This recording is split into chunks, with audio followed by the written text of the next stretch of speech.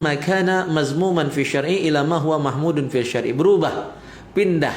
Nah, maka saya sering mengidentikan taubat itu ya hijrah, hijrah itu ya taubat. Pindah, gawe lamo ke gawe baru yang baik. Ya, jadi kalau dulu maksiat sekarang tak maksiat lagi. Nah, itulah hijrah. Itulah juga makna taubat. Jadi taubat itu ar-ruju' amma kana mazmuman, meninggalkan gawe tercela. Ila ma huwa mahmudun fi syar'i, kepada perbuatan yang terpuji, yang baik. Oleh karena itu kata Syekh Abdullah Asy'arani, taubat itu ada 9 tingkat. Tidak tahu kita masuk tingkat yang mana dari taubat itu. Jangan-jangan belum masuk level 1 pun, Bang. Ya. Nah, nomor 1 taubat paling rendah itu taubat dari dosa besar. Yang kedua minas shaghair, taubat dari dosa kecil. Yang ketiga taubat dari hal-hal yang dimakruhkan oleh Allah Subhanahu wa taala. Yang keempat taubat dari khilafil aula, meninggalkan yang afdal, yang utama dalam Islam. Yang kelima taubat min ru'yatihi annahu taubat min ru'yatihi, taubat dari merasa dirinya sudah jadi orang baik. Min ru'yatihil hasanat, merasa sudah jadi orang baik. Saya nih misalnya merasa ustaz, merasa sudah ngajar di mana-mana, ngajar 2 pondok, ngasuh 5 majelis taklim, ngisi radio tiap petang, ya kan? Merasa akhirnya jadi orang baik dan meremehkan orang lain. Bahkan termasuk sudah salah itu meremehkan orang ahli maksiat. Oh, sian.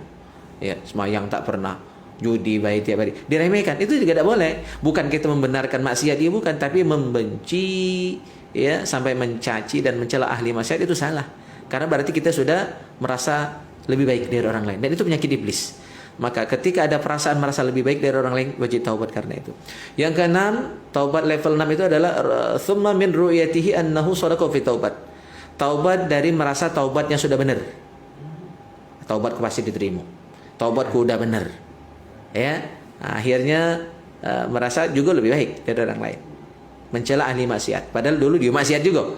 Nah, mentang-mentang sudah taubat akhirnya merasa lebih baik. Dan mencela yang masih dalam maksiat, padahal dia itu juga dulu. Nah, itu tidak boleh. Ya, orang yang taubatnya diterima itu cirinya, Bang, kata ulama, dia merasa belum bertobat, sehingga walaupun dia sudah taubat merasa belum taubat. Dia sudah ribuan kali istighfar, merasa belum apa-apa istighfar dia itu.